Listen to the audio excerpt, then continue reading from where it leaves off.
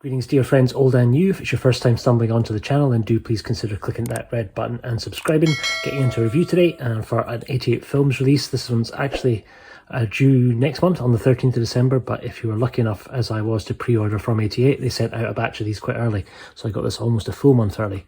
Happy days. This is Disciples of Shaolin, directed by Cheh. Its Chinese title, Hung Kun Xiu Zi, literally meaning the Hung Boxing Kid, which would be a much more appropriate title for it, really. There is no Shaolin temple in this, there is no bald-headed Shaolin monks, there is literally no reference to Shaolin at all. I think they just named it this for the Western title for it, to try and capitalise on the success of Chang Cheh's Shaolin cycle of movies, which certainly both of these actors played a pretty big part in, but it's closer in tone really to a movie that I just covered, to The Boxer from Chun, which came a few years earlier in 1972. This one's from 1975, and it would make a wonderful companion really if you're going to be getting the Arrow-Shawscope box set and you're going to be getting into The Boxer of Chun. Watch this around about the same time, because the two of them go together really, really well. They both explore similar themes and both have an awful lot of parallels, and I think you can almost see some of the fallout of the criticism that Chang Cheh got for how ridiculously over-the-top bloody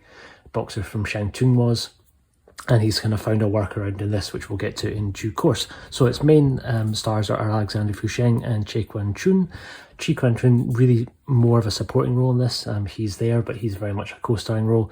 This is the Fu Sheng show all day, every day. When it comes to this movie, it's really his story, and he is a very kind of poor country bumpkin who arrives in town to meet up with his brother, I think Kung Fu brother rather than blood brother. But he finds his brother working at a textile factory. His brother's quite quickly able to get him a job. That's really where the story kind of gets into higher gear. So most of the action is set around the textile factory. There's two warring textile factories. One run by Boss Ho, played by Tae Lo, and the other run by the Manchurians, led by Boss Ha He Bu, played by Tao Ching. And the two of them are kind of seen as having a little bit of a friendly rivalry. At times it kind of crosses over into being a bit more serious, but neither of them really seem particularly fazed by each other. They just like to kind of play off against each other. So the Manchurian factory is constantly trying to steal the workers from Boss Ho's factory and trying to lure them over with promises of riches. There's a couple of little kind of tokens that they use to kind of illustrate this, mostly gold watches that kind of play a little musical theme, and they seem to kind of pass around as a sort of trophy, kind of signifying who has the most power at the time. And Fu Sheng's pretty captivated by this. When he arrives, he has no shoes. Indeed, there's a remake of this from the early 90s called The Barefoot Kid, which is a much better title for this movie, starring Aaron Kwok, Tae Long and Maggie Chung, which you can actually also get already on Blu-ray from Spectrum Films, this one here. With action choreography by Lau Kar-lung, who also did the action choreography for this. And it's one of the last movies that he did the action choreography for, alongside Tong Gai, before he split to start working as a director at Shaw's himself. So this was kind of the end of his collaboration with Chang Cheh as Chang Cheh's principal fight choreographer. And certainly, given the fact that this is largely centered around the Hung Gar technique, Lau Kar-lung is in his element. So the choreography is fantastic and the fight scenes come pretty thick and fast. So it's not really that much of a kung fu movie. It's more of a drama with a lot of kung fu in it. Again, a rags to riches story that we saw with Boxer from Chun, but on a lot smaller, kind of more intimate level. So it's a lot easier to kind of see one character who's really quite naive because he's quite young, played by Fu Sheng. His brother, Chun, is taking a bit more of a back seat. Just get your head down, keep on working, don't get involved mentality to it, because he knows from personal experience that once you do start fighting, you become known for that, and it can lead to all sorts of trouble, as is indeed what happens for Fu Sheng. He initially gets quite a lot of praise for the fact that he uses his kung fu to deal with some of Boss Ha He Bu's men. Most notably, Boss Ha He Bu's main chief henchman, played again as always by the wonderful Fung Har Kon. It's great seeing him back as a villain. He's got a bit more to do than we saw him doing in Boxer from Chun. He's really quite central to the story. And though one scene in particular when he goes up against Fu Sheng, I think you could potentially argue that Fu Sheng bullies him more than he bullies Fu Sheng. But anyway, he's in here and he's great. We do have a couple of female actors as well in the movie, though they are very much in the back seat. Ching Ping Wang playing Chu Hung and Chen Ming Li playing Xiao Hyun. those two respectively. One is the sister of one of the workers at the factory that Alexander Fu Sheng and Cheh Chun are working at. The other one is a prostitute who runs a brothel who Fu Sheng quite quickly gets besotted with when he started to be manipulated by the two bosses, really, but mostly by Boss Ho, who starts kind of giving him a little bit more wealth once he kind of starts working more for him, takes over as foreman, takes over as instructor to the men at the textile factory, start teaching them martial arts. So we do have a couple of pretty good extended Hung Gar training sequences with Fu Sheng kind of leading the textile workers through various forms, which is pretty cool to see. But for the most part, really, it's kind of following Fu Sheng's journey from very naive, penniless guy to still pretty naive, but starting to get a little bit of cash in his pocket guy, through to manipulated guy, through to tragic ending, as is so often the case in Kung Fu movies. Don't want to say too much more than that, because if it's not a film that you're familiar with, you're certainly going to enjoy going through it. So when I mentioned a parallel to Boxer from Shang, one of the things that movie was heavily criticised for towards the end was the excessive use of blood, really, and the last reel in that movie is certainly a blood-soaked masterpiece, but Chang-Chi got an awful lot of flack at the time, I think, for it being too bloody. So his workaround for this, because it does have a pretty similar, though scaled down end sequence of kind of one battling against many, and it does get a little bit blood-soaked, but they drop it into black and white, which if anyone's seen Kill Bill Part 1, it will not be an unfamiliar technique to you. When people are a bit squeamish about the colour red or about blood in general, one easy way to get around that is to just remove the colour red. So in this instance, they drop back to black and white, but use it a couple of times through the movie, so it kind of feels very much like a stylistic choice. At various points, Kuan Chun's character has sort of flashback memories, both to his own experiences and then towards the end of the film when he's remembering Fu Sheng, and they drop into black and white too, but certainly for the end of Alexander Fu Sheng's appearance in the movie, it drops back into black and white for, I don't think it's too much of a spoiler to say, his demise. So that's kind of really well presented, and it's nice kind of seeing that technique used here so early on in 1975.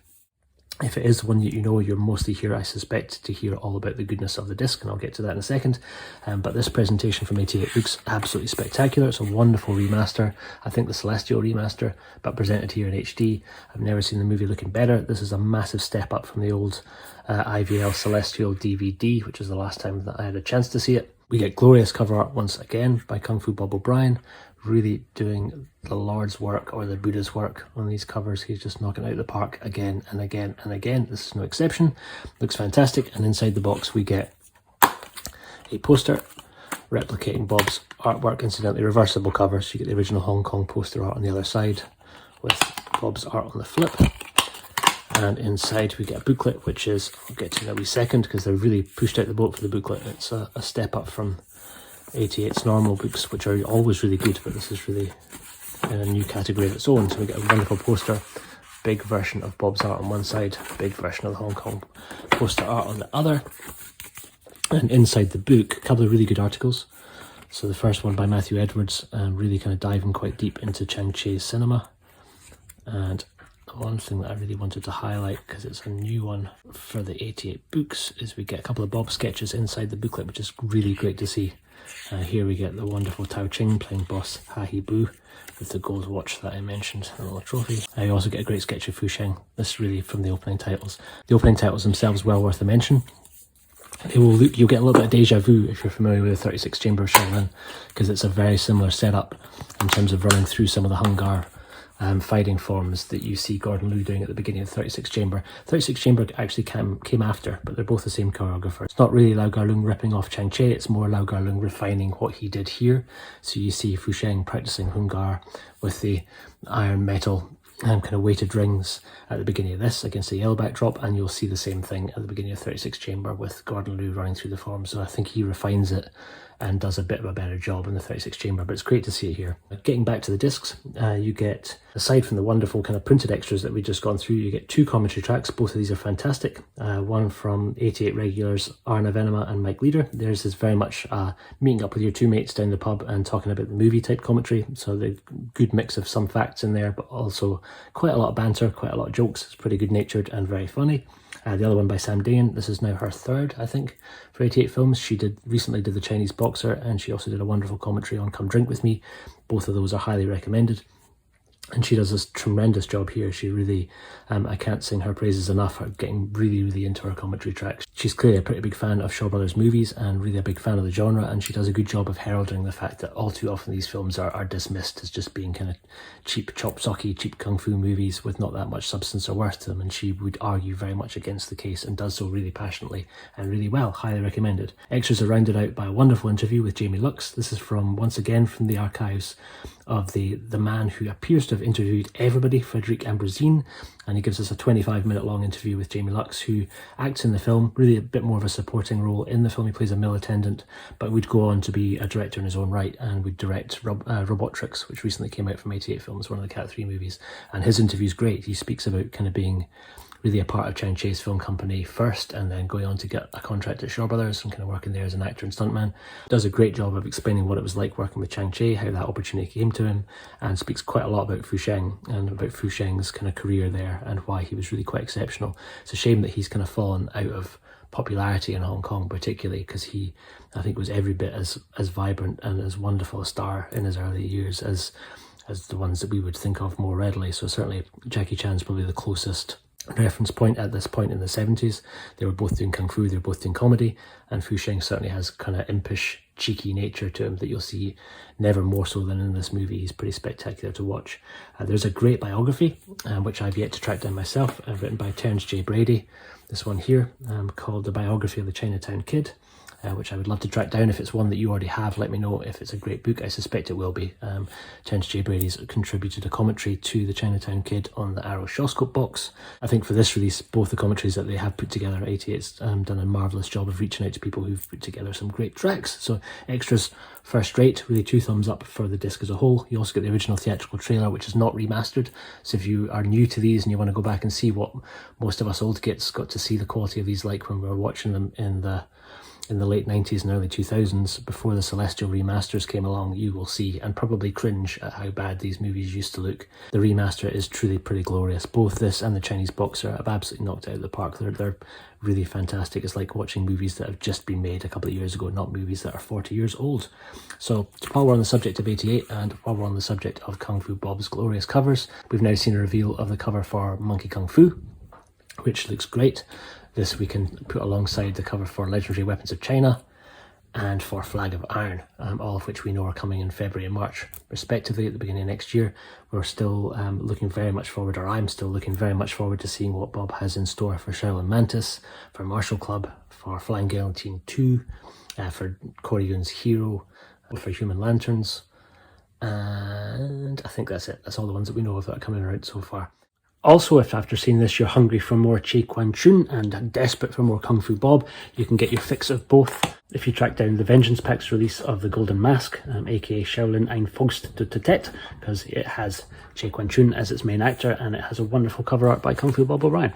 This is available as a digibook out of Germany and should still be available. I think it was a limited numbered release, but it's not that well known a movie, and they did 3 separate cover versions, so if you're lucky you might still be able to track down Bob's glorious cover art version. This was cover C. If anyone wants to see a full review of this one, let me know in the comments below. But yeah, awesome. Yes, wonderful movie, absolutely well worth tracking down. If you haven't pre-ordered it already, I would recommend that you do so. If you've pre-ordered through Amazon, I suspect you'll probably get this at the beginning of next month. If you've pre-ordered from 88, you may well already have it. Let me know if it's one that you're getting in the comments below. And last thing before we go, thanks very much to my friends at 88 Films.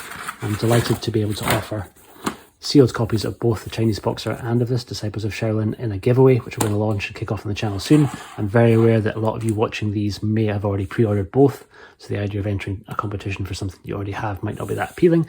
So to kind of speak to those folks, I'm adding in a third one myself. I've managed to track down one of the very early 88 Films releases, the spectacular 5-Element Ninjas directed by Chang Cheh. This I think was spine number 3.